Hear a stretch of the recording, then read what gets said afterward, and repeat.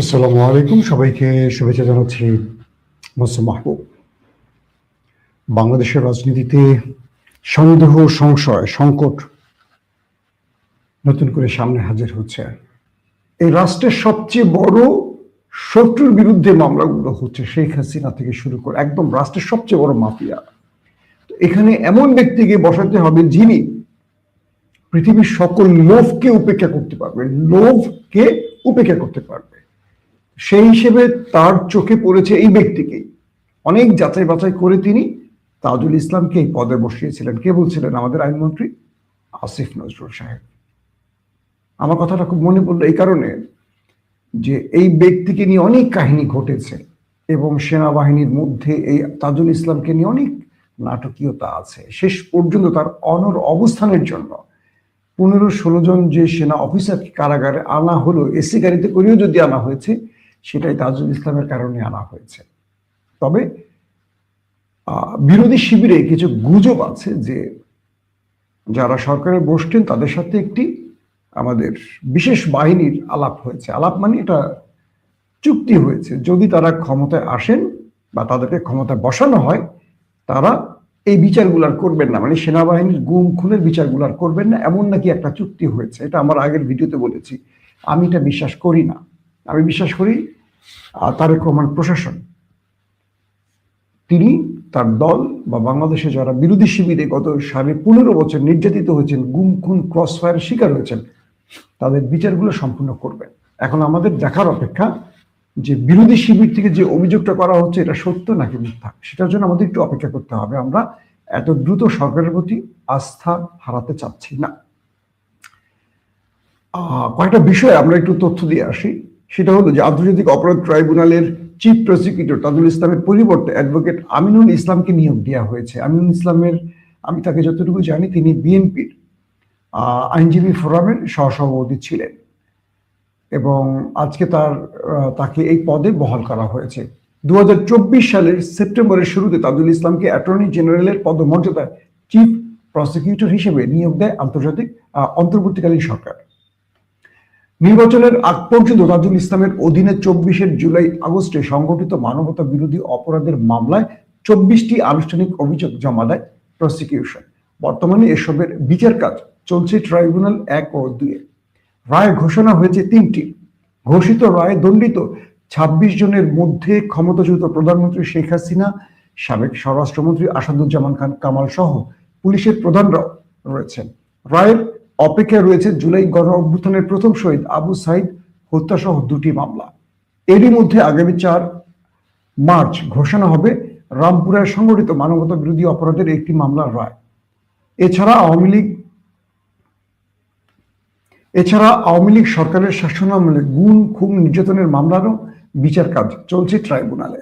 বিচারের মুখোমুখি হয়েছেন মেজর জেনারেল অবসরপ্রাপ্ত জিয়াউল আহসানও। আওয়ামী লীগের হেভিয়েট বহু এমপি মন্ত্রী এখন মানবতা বিরোধী অপরাধের মামলায় আসামি হয়ে আছেন। তাই এই ইস্যুটি খুবই গুরুত্বপূর্ণ। কয়েকটি সূত্র দাবি করেছে তাজুল ইসলামকে সরিয়ে দেওয়ার কারণে আওয়ামী লীগ শিবিরে নাকি ব্যাপক আনন্দ বিরাজ করছে। আমি জানি না এটা কেন। সোশ্যাল মিডিয়াগুলোতে আমি আওয়ামী লীগ শিবিরের মধ্যে বা আওয়ামী লীগের বেশ কি বলবো খুশি পোস্টগুলো দেখছি। এটা নিয়েও আমরা একটু হতাশ যে তাজুল ইসলামকে সরিয়ে দেওয়ার কারণে আওয়ামী লীগ শিবিরের মধ্যে আনন্দ কেন? তার মানে কি তারা আশা করছেন বর্তমান সরকার তাদের সাথে আপোষ করে নেবে এমন কিছু? যদি এটা হয়, এটা তো খুবই দুঃখজনক ব্যাপার হবে, বাট আমি এটা বিশ্বাস করতে চাই না। দর্শক আসেন আরেকটি খবর দিই, তাজুল ইসলামের কিছু তথ্য আরো দিব, বাট তার আগে আরেকটি খবর দেই। আমাদের রাষ্ট্রপতি তিনি সবাইকে শপথ পড়ান। শপথের কিছু রাষ্ট্রীয় গোপনীয়তার ব্যাপার থাকে, সেই গোপনীয়তা এবার তিনি রাষ্ট্রপতির চেয়ারে বসে লঙ্ঘন করলেন। কে? মিস্টার শাহাবুদ্দিন চুপ্পু। তিনি একটি বেসরকারি পত্রিকা, আমরা বলি কালের কণ্ঠকে ইন্টারভিউ দিয়েছেন। আর সেই ইন্টারভিউটি নিয়েছে কালের কণ্ঠের যিনি নির্বাহী সম্পাদক হায়দার আলী এবং বিশেষ প্রতিনিধি জয়নাল আবেদিন। সেখানে একদম প্রকাশ্যে কিছু প্রশ্ন করা হয়, যেমন আমি কয়েকটা প্রশ্ন উত্তর দিই। রাষ্ট্রপতি কে প্রশ্ন করা হলো, আপনি কেমন আছেন? তিনি বলছেন সপ্তাহখানিক ধরে ভালো আছে, মানে বিএনপি সরকার ক্ষমতা আসার পর থেকে তিনি ভালো আছেন। তাকে প্রশ্ন করা হলো তার আগে ভালো ছিলেন না? তিনি একটু হাসি দিয়ে বললেন অন্তর্বর্তী সরকারের 1.5 বছর বঙ্গভবনে তিনি ভালো ছিলেন না আর কি। মানে তাকে প্রশ্ন করা হলে তিনি অন্তর্বর্তী সরকার 1.5 বছর বঙ্গভবনে আপনি কেমন ছিলেন, রাষ্ট্রপতি বললেন কিছুক্ষণ নীরব থেকে তারপর একটা দীর্ঘশ্বাস নিয়ে বললেন, ওই 1.5 বছর আমি কোনো আলোচনায় নেই, অথচ আমাকে নিয়ে চলেছে নানা চক্রান্ত। দেখেন, একটু যদি বিস্তারিত বলেন, তখন রাষ্ট্রপতি বলছে দেশের শান্তি শৃঙ্খলা চিরতরে ধ্বংস করা এবং সাংবিধানিক শূন্যতা সৃষ্টি করার অনেক পায়তারা হয়েছে। তিনি একেবারে ইউনূস সরকারকে দায়ী করে বক্তব্যটি দিচ্ছেন। দেখেন, সেসব কি সফল হয়েছে তাকে প্রশ্ন করা হলে তিনি বলেন, আমি দৃঢ় চিত্তে আমার সিদ্ধান্তে অবিচল ছিলাম, যে কারণে কোনো ষড়যন্ত্র সফল হয়নি। বিশেষ করে অসাংবিধানিক উপায়ে রাষ্ট্রপতিকে উপড়ে ফেলার অসংখ্য ছক ব্যর্থ হয়েছে। তিনি নিজেই অসাংবিধানিক ভাবে পদে বসেছিলেন এবং অসাংবিধানিক ভাবে একজন প্রধানমন্ত্রী তাকে নির্বাচিত করেছে এবং অবৈধ একজন প্রধানমন্ত্রী, তিনি নাকি সাংবিধানিক। আর তাকে আবার সেই বৈধতার মূল জায়গাটা তৈরি করে দিয়েছে বিএনপি এবং তিনি বিএনপির কাছে কৃতজ্ঞ। তাকে বিএনপিকে নিয়ে প্রশ্ন করা হলে কি উত্তরটা আমরা একটু শুনি।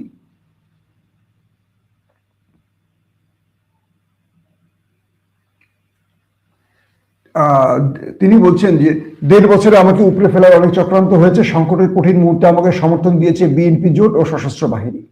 অর্থাৎ নীরব থেকে বিএনপি এবং সশস্ত্র বাহিনী তাকে সমর্থন দিয়েছে বলে তিনি শেষ পর্যন্ত এই পদে টিকে আছেন। আমি পুরো বিষয়টা আজকে আলোচনা করতে চাচ্ছি না, এটা আমার বিষয় নয়, এটা আপনারা ভালো বুঝবেন, আপনারা দেখে নেবেন।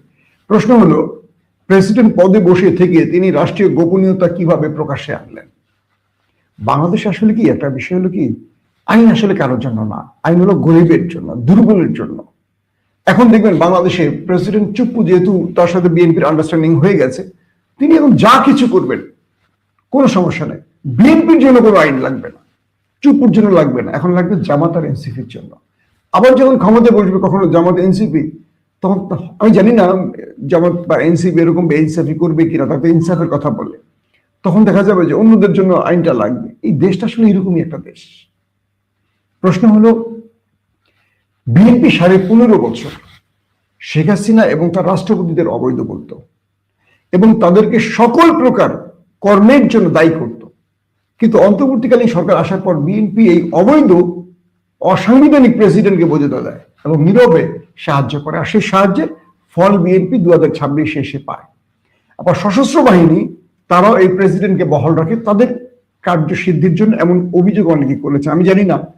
কিন্তু পৃথিবীতে যে দেশগুলোতে বিপ্লব হয়েছে, যেখানে এরকম অন্তর্বর্তীকালীন সরকার বসছে, সেখানে কোথাও সাংবিধানিক সংকট তৈরি হয়নি বাংলাদেশের মতো এরকম বাকওয়াস টাইপের। যদি আপনি সিরিয়ার দিকে তাকান, সিরিয়াতে অন্তর্বর্তীকালীন সরকার বসছে না, সেখানে কি পুরনো সরকারের কোন সিস্টেম আছে? প্রধানমন্ত্রী বলি, প্রেসিডেন্ট বলি, কিচ্ছু আছে? পুরোপুরি ফেলে দিছে, একদম সেনাপ্রধান থেকে সব ছুড়ে ফেলে দিছে। সেখানে জোলানি বাহিনী বসছে, 5 বছরের জন্য বসছে, তারপর তারা নির্বাচনের পরিকল্পনা করবে। তার মানে হলো, বাংলাদেশ সংবিধান বলে একটা বই আছে, যে বইটার শুরু থেকে শেষ পর্যন্ত কোনো পক্ষের বা কোনো শক্তির পছন্দের বাইরে কোনো বক্তব্য নেই। ধরেন বিএনপি এখন সব সাংবিধানিক পদ্ধতিতে করবে, কিন্তু আওয়ামী লীগের আমলে এই বিএনপি কোন সাংবিধানিক না, সব অসাংবিধানিকই ছিল আওয়ামী লীগের। আবার এই আওয়ামী লীগ এই সংবিধানকে বিক্রি করে দিয়ে, মানে এই সংবিধানের দোহাই দিয়ে সবকিছু করেছে। যারা ক্ষমতায় বসে তারা সব সাংবিধানিক পদ্ধতিতে কাজ করে, আর যারা বিরোধী শিবির থাকে তারা সব অসাংবিধানিক হয়ে যায়। দুঃখজনক বিষয়গুলো এখানে। আওয়ামী লীগ কেয়ারটেকার উঠিয়ে দিয়ে বলল সাংবিধানিক ভাবে নির্বাচন হবে শেখ হাসিনার আন্ডারে। আমার বিশ্বাস এই বিএনপি আগামী নির্বাচন কেয়ারটেকার আর দেয় কিনা সন্দেহ আছে। দেখেন, তারা বলবে যে না, এটা সংবিধানে নাই তো, তারা জুলাই গণভোট মানতেইছে না, তারা বলবে না ওইভাবে নির্বাচন হবে। দেখেন আপনি কোনটা করে, আল্লাহ ভালো জানে কোন দিকে হাঁটে সরকার। সিমটম ভালো লাগছে না, তাই বললাম। আসেন কয়েকটা বিষয় বলি। এই রাষ্ট্রের সিস্টেমগুলো বা আমাদের জুলাই স্পিরিট, যে স্পিরিট থেকে সরকার গঠিত হলো, কেন যেন মনে হচ্ছে বিএনপি মনে করছে যে জুলাইটা তাদের সরকার গঠনের জন্য হয়েছিল। তারা সরকার গঠন করেছে, কিচ্ছু প্রয়োজন নেই। তাদের বক্তব্য, কথাবার্তা, বডি ল্যাঙ্গুয়েজ আমাদের কাছে তাই মনে হচ্ছে। কিন্তু একটা বিষয় মনে করবেন, যে জুলাই স্পিরিট হাসিনাকে দেশ থেকে তাড়িয়েছে, সেই জুলাই স্পিরিট আমাদের যুব সমাজের হৃদয়ের মধ্যে এখন দাউ দাউ করে চলছে। কোনো ভুল সিদ্ধান্ত আসলে সেই সিদ্ধান্তের অনেক বড় মাসুল দিতে হতে পারে। বাংলাদেশে আরেকটা বিপ্লব হবে না এর নিশ্চয়তা নেই, কারণ বিএনপি এখনো খুব দুর্বল পজিশনে আছে। বিএনপি কতগুলো আসন নিয়ে বসেছে সাংবিধানিকভাবে, সে তার চেয়ে বড় জিনিস বিএনপি জানে তারা কতগুলো সিট নিয়ে বসেছে। আমরা যে কটা সিট দেখছি তা সেটা আলোচনা না, যেগুলো দেখছি না সেগুলো আলোচনার। এক, ওপারে বসে আছে ভারত তার বিশেষ পরিকল্পনা বাস্তবায়নে, বসে আছে শেখ হাসিনা, বসে আছে শক্তিধর জামাত ইসলাম, ইয়াং ফোর্সের এনসিপি। বিএনপিকে খুব চমৎকার কিছু পরামর্শ দেয়। এই সময় বিএনপির প্রথম কাজগুলো হলো পুরোপুরি জুলাই স্পিরিট ধারণ করে রাষ্ট্রের কাঠামোকে তৈরি করা। জনাব তারেক রহমান বিগত এক যুগ বা দেড় যুগে, এক যুগ ধরলাম, যে প্রমিসগুলো দিয়েছেন দেশের জনগণকে, আমরা চাই সেই প্রমিসগুলো তিনি একটা একটা করে রাখবেন। তার প্রতি আমরা অনেক আশাবাদী, বিশ্বাস করি। যদিও মনে করি নেপথ্যে অনেক খেলা চলছে তার এগেনস্টে, তিনি কখনো কখনো পুতুল হয়ে যাচ্ছেন কারো, সেটা মনে হচ্ছে বলে আমরা এই কথাগুলো বলছি। তারেক রহমানের সদিচ্ছা শতভাগ আছে, আবারও বলছি তারেক রহমানের রাষ্ট্র পরিচালনায় সদিচ্ছা শতভাগ আছে, কিন্তু এই পদে বা এই বিজয় যারা এনে দিয়েছে, এই সারপ্রাইজ যারা গিফট করেছে, সারপ্রাইজটা যারা দিয়েছে বিএনপিকে, তারা নীরবে নেপথ্যে বসে খেলছে।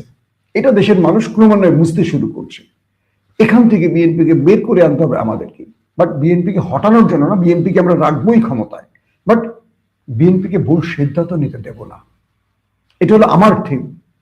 আপনি মনে করছেন বিএনপিকে সরিয়ে কাকে বসাবেন? এই মুহূর্তে কারা আছে দেশে? আওয়ামী লীগকে বসাবেন না, জামাত রাষ্ট্র পরিচালনা করতে পারবে? ইম্পসিবল।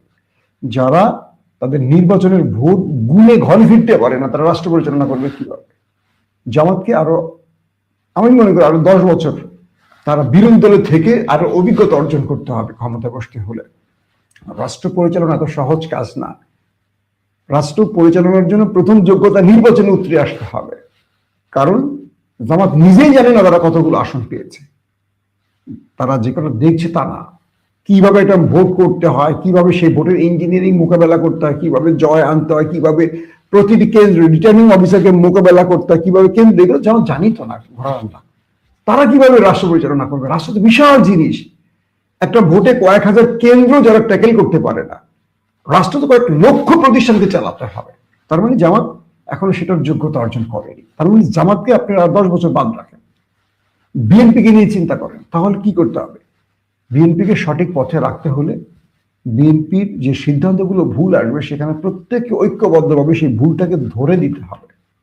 আর যেটা মনে হচ্ছে যে পেছন থেকে কেউ বিএনপিকে মিসগাইড করছে, কেন যেন মনে হচ্ছে তারেক রহমান কারো হাতের পুতুল হয়ে যাচ্ছেন, বা পুতুল হয়ে বা পুতুল করে রাখা হয়েছে। এখন যা ঘটছে এগুলো তার ইচ্ছায় হচ্ছে না, আমার কাছে মনে হচ্ছে। তাহলে আমরা কি করব? প্রাসাদ ষড়যন্ত্রের বিরুদ্ধে তারেক রহমানের পাশে দাঁড়াবো, এটি করতে হবে। আর বিকল্প কোনো পথ নেই।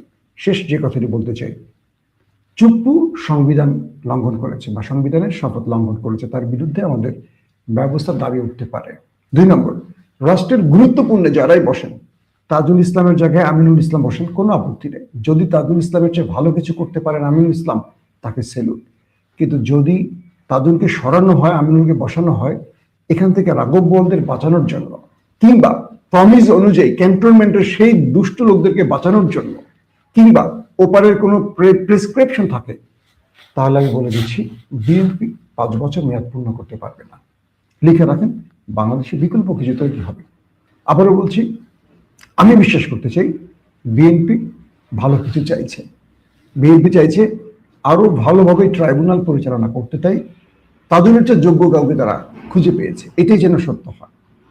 পাশাপাশি যদি রাষ্ট্রের চয়েসে বা রাষ্ট্রের দলীয় ভান্ডারে কোনো যোগ্য লোক না থাকে, তাহলে রাষ্ট্র পরিচালনায় অন্যদের কাছ থেকে যোগ্য লোক নিয়ে রাষ্ট্র পরিচালনা অন্যায় কিছু নয়। এটি জিয়াউর রহমান সাহেব করেছেন। আমরা তারেক রহমানের কাছ থেকে সেই নজিরটি দেখতে চাই, যে তিনি বারবার বলতেন সবাইকে নিয়ে দেশ পরিচালনা করবেন। তো সবাইকে নিয়ে দেশ পরিচালনার অর্থ হলো সবার কাছ থেকে যোগ্য লোকগুলোকে নিয়েই একটি রাষ্ট্রের কাঠামো তৈরি করা। আমরা সেই বিষয়টি তারেক রহমানের কাছে আবারও আবেদন জানাবো, তিনি যেন সেই পথটি অনুসরণ করেন। কারণ হলো দলবাজরা কেবল দলবাজি করে যায়, তাজুল ইসলাম এই পর্যন্ত যতটুকু কাজ সফলতার সাথে করছেন, এটা আসলে আমরা নির্দ্বিধায় তাকে এটার জন্য প্রশংসা করতেই পারি।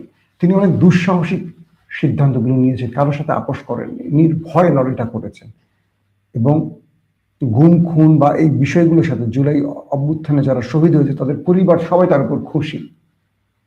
তো তাকে এত দ্রুত না সরিয়ে আরেকটু তাকে এই পদে দেখা উচিত ছিল সরকারের।